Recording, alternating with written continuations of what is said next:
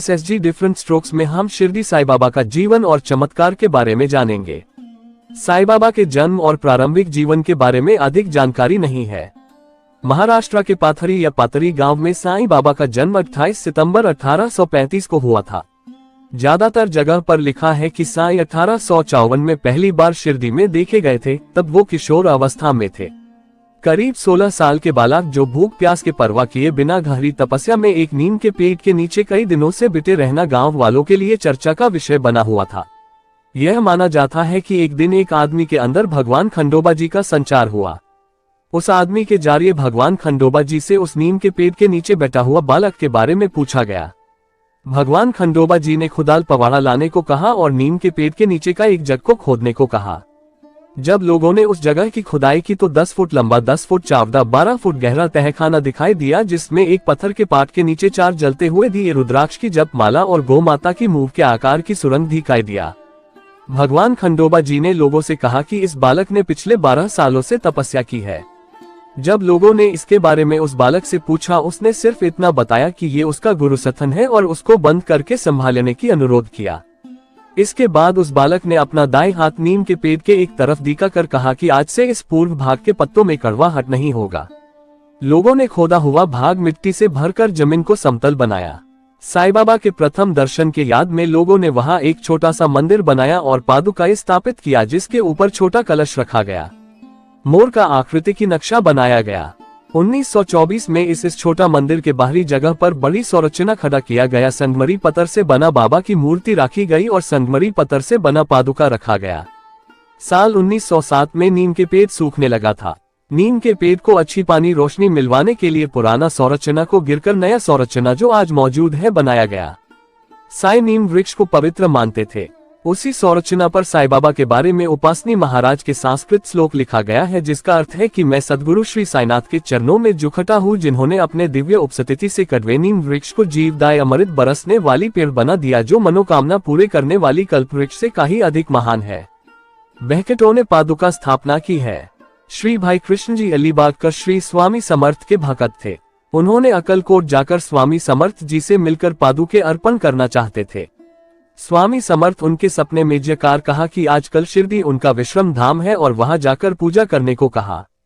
वो शिरडी आकर 6 महीनों तक साईं बाबा की सेवा की और पादुका अर्पण किया। इस बीच बॉम्बे के डॉक्टर राम कोटरे साईं बाबा का नींव रिक्शा का पहली मुलाकात के याद में पादुका बनवाना चाहा। पादुका के स्केच बनाकर खंडोबा मंदिर के उपसनी महाराज को दिखाया। उपसनी महाराज उस स्केच में शंख कमल के फूल, गदा और महाविष्णु चक्र जोड़ा और उस पर संस्कृत श्लोक लिखा गया। उसे बॉम्बे में बनाकर शिरडी लाया गया। जब साईं बाबा को दिखाया, बाबा उसे अपनी दोनों हाथों से छूकर कहा, ये भगवान के चरण है, इन्हें पवित्र नींव रिक्शा के तले स्थापित कर दो।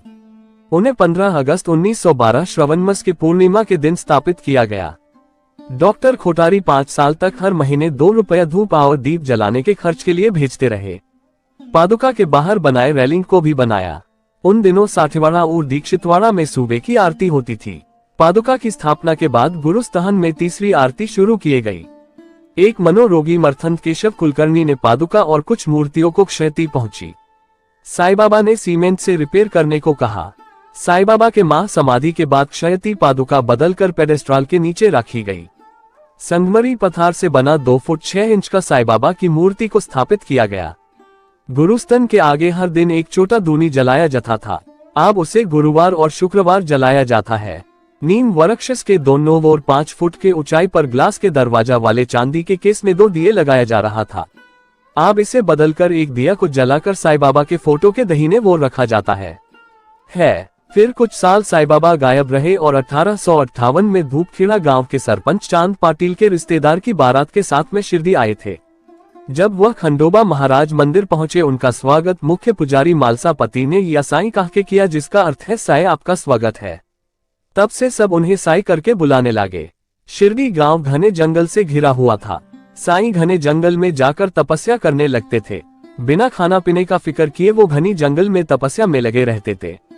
बाईजा बाई, जिसने साईं को अपना बेटा माना था, घंटों भर जंगल में साईं को खोजती थी और उन्हें भोजन परोसती थी। खाना खिलाने लिए तकलीफ उठे थे देख बाबा बाईजा बाई पर गुस्सा करते थे, लेकिन माँ के जिद के आगे खामोश होकर खाना खा लेते थे। साईं उन्हें माँ कहकर बुलाते थे। बायजा बाई का पुत्र तात्या ही एकमात्र व्यक्ति था जो साई को मामा कहकर बुलाता था। साई चावड़ी में सोया करते थे। 9 दिसंबर 1910 को भारी बारिश हुई और बारिश का पानी चावड़ी में घुस गया। लोगों ने साई से मस्जिद में चले जाने का अनुरोध किया। साई मस्जिद में चले गए। बाद में उन्होंने इस मस्जिद का नाम को द्वारका माई रखा। अंत तक साई चावड़ी में एक दिन और द्वारका माई में एक दिन रहने लगे।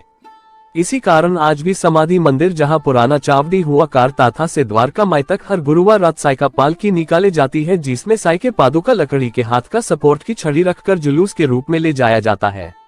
एक बार शिरडी के आसपास के गांवों में हैजा तेजी से फैल रहा था। उन दिनों हैजा बेकाबू हो जाता था और पूरे गांव का सफाया कर देता था।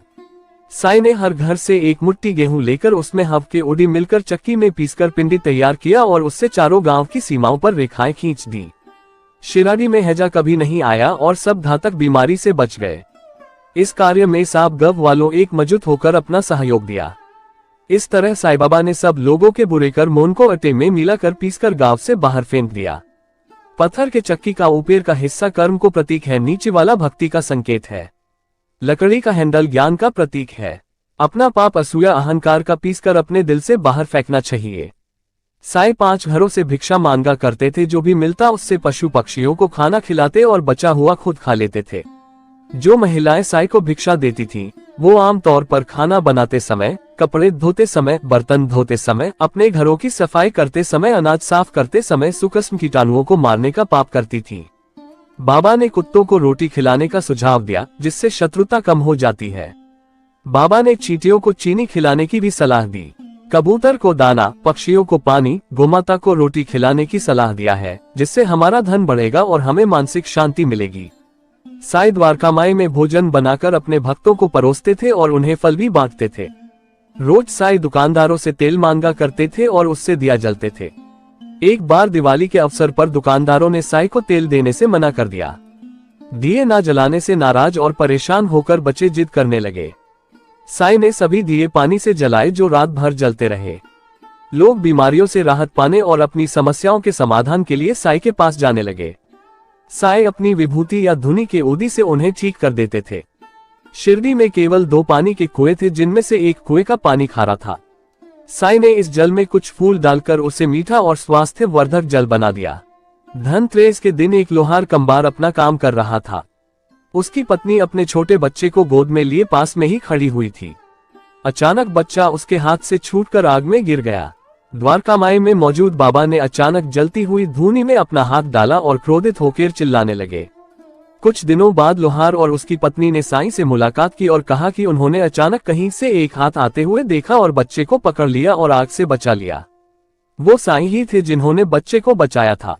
श्यामा साईं के करीबी भक्त थे। एक बार जहरीले सांप काटने पर साईं के पास आए। साईं गुस्से में जहर को नीचे उतरने के लिए चिल्लाने लगे। कुछ देर बाद बाबा ने कहा, चिंता मत करो, जहर उतर गया है। दास गनु एक पुलिस अधिकारी था। उन्होंने पुलिस सेवा छोड़ दी और साईं के भक्त बन गए। एक बार दास गनु ने साईं से गंगा जमुना नदी में पवित्र स्नान करने के लिए प्रयाग जाने की अनुमति मांगी। साईं ने हंसकर कहा कि तुम प्रयाग क्यों जाना चाहते हो, जब तुम यहाँ भी गंगा जमुना की डुबकी लगा सकते हो। अचानक साईं के दोनों पैरों की उंगलियों से झरने की तरह पानी निकलने लगा और दास गनु उसी पानी से अपना मनोकामना पूरी की। अपने माह समाधि से 7 दिन पहले जब बाबा अपना द्वारका माई में बैठे, कुछ लोग बैलगाड़ी में एक बाघ को जंजीरों में बंधकर बाबा के सामने लाए।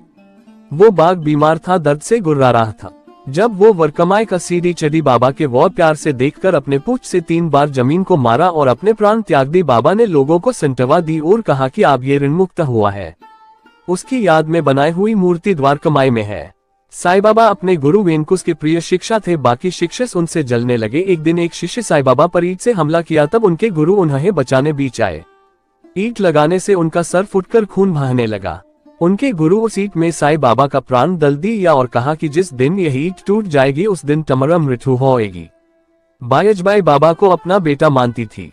साईं बाबा तात्या, जो बायन्या बया का बेटा था, का प्राण की रक्षा करने की वचन दिया था। वो तात्या से उनका रिश्ता जन्म जन्म का बताते थे। अपनी गुरु से दिए हुए ईंट को हमेशा अपना पास रखते थे। एक दिन द्वारकामाई में रखी हुए ईंट अब्दुल के हाथ टूट गया। साईं जान गए कि उनकी जाने का समय आ गया है। अपने वादे निभाकर तात्या की जान बचाए और महासमाधि ली। 28 सितंबर 1918 को साईं बाबा को हल्का सा बुखार आया जो कुछ दिनों तक चला, लेकिन बाद में बाबा ने खाना छोड़ दिया और इस तरह वह और भी कमजोर हो गए। बाबा का स्वास्थ्य तेजी से बिगड़ने लगा और मंगलवार 15 अक्टूबर 1918 को बाबा ने बताया कि उन्हें वहां मस्जिद में अच्छा महसूस नहीं हो रहा है और बाबा के शरीर छोड़ने के तुरंत बाद में मुस्लिम और हिंदू समुदायों के बीच कई विवाद पैदा हो गए। जब ये बहस चल रही थी, श्री सीताराम दीक्षित ने जिला कलेक्टर को एक तार भेजा। 3 दिनों तक बाबा का पूजनीय पार्थिव शरीर चावड़ी के अंदर एक तख्त पर रखा गया था। फिर जिला कलेक्टर पहुंचे और उन्होंने मामले का फैसला किया। बाद में बाबा के पूजनीय पार्थिव शरीर को अंतिम संस्कार के लिए हिंदुओं को दे दिया गया। अंतिम बार भक्तों ने जी भरकर बाबा के पार्थिव शरीर के दर्शन किए। बुट्टीवाड़ा के मध्य भाग में 6 फीट लंबी एक समाधि खोदी गई थी। विभिन्न संगीत वाद्ययंत्रों की ध्वनि के साथ जुलूस के रूप में पार्थिव शरीर को बुट्टीवाड़ा में ले जाया गया। सबसे पहले बाबा की टूटी हुई ईंट को छोटे छोटे टुकड़ों में तोड़कर समाधि के एंडर में रख दिया गया। उसके ऊपर मुलायम बिस्तर बिछा दिए गए। दीक्षित, बट्टी, श्यामा और महलसापति ने धीरे धीरे बाबा के पूजनीय पार्थिव शरीर को उठाया। उसे धीरे धीरे समाधि में उतारा गया और हिंदू संप्रदाय से बाबा का अंतिम संस्कार किया गया। दरअसल लक्ष्य हमेशा हमारे नियंत्रण से बाहर होता है, साधन ही हमारे हाथ में है। साधन साध्य से अधिक महत्वपूर्ण है। हम अशुद्ध साधनों से शुद्ध लक्ष्य प्राप्त नहीं कर सकते। हम तुच्छ साधनों से शुद्ध एवं महान लक्ष्य तक नहीं पहुंच सकते। बाबा की शिक्षाओं का सार यही है कि मैं अपने भक्तों को वह दूंगा जो वे मांगेंगे, जब तक कि वे वह नहीं मांगेंगे जो मैं उन्हें देना चाहता हूँ। हमारी जरूरतें पूरी होने का अनुभव, चाहे वह ऊंची हो या सांसारिक, हमारे विकास और परिवर्तन के लिए उत्प्रेरक का काम करता है। बाबा का जीवन जीने का तरीका पूर्ण विनम्रता, पवित्रता, आत्मनियंत्रण, समानता और उदारता की निरंतर शिक्षा थी। बाबा के मार्ग पर प्रमुख सिद्धांत निष्ठा यानी श्रद्धा और सबूरी है। साईं बाबा ने अपने भक्तों से दक्षिणा के रूप में ये 2 गुण मांगे। अपने लक्ष्य के प्रति उद्देश्यपूर्ण निष्ठा रखना ही निष्ठा है। अपने उद्देश्य के प्रति स्थिर और समर्पित रहना, जो कुछ भी मिले, चाहे स्वादिष्ट हो या नहीं, सुखी हो या प्रसन्न, बस उसमें लगे रहना ही निष्ठा है। तो जिस क्षण प्रेम होगा, निष्ठा अपने आप आ जाएगी। ऐसा नहीं है कि निष्ठा से प्रेम आएगा, निष्ठा तो प्रेम का उपउत्पाद है। यह इसकी एक विशेषता है। सबूरी, इसका अनुवाद आमतौर पर धैर्य के रूप में किया जाता है। हालांकि धैर्य शब्द पीड़ा की भावना को दर्शाता है, लेकिन सबूरी का मतलब है खुशी से इंतजार करना, रोमांच के साथ इंतजार करना, शिकायत न करना, खुशी से, धैर्य और प्रेम के साथ इंतजार करना, यही सबूरी है। बाबा की सलाह थी, जब हमारे विचार सही हैं, जब हमारी प्रेरणा सही है, तो क्या हम लक्ष्य प्राप्त करने के लिए कोई साधन अपना सकते हैं? क्या केवल लक्ष्य ही महत्वपूर्ण है, साधन नहीं? दरअसल लक्ष्य हमेशा हमारे नियंत्रण से बाहर होता है, साधन ही हमारे हाथ में है। साधन साध्य से अधिक महत्वपूर्ण है। हम अशुद्ध साधनों से शुद्ध लक्ष्य प्राप्त नहीं कर सकते। हम तुच्छ साधनों से शुद्ध एवं महान लक्ष्य तक नहीं पहुंच सकते। यह एक जाल है, खासकर उनके लिए जिनके पास संगठन है। बाबा की शिक्षाओं का सार था कि मैं अपने भक्तों को वह दूंगा जो वे मांगेंगे, जब तक कि वे वह नहीं मांगेंगे जो मैं उन्हें देना चाहता हूँ।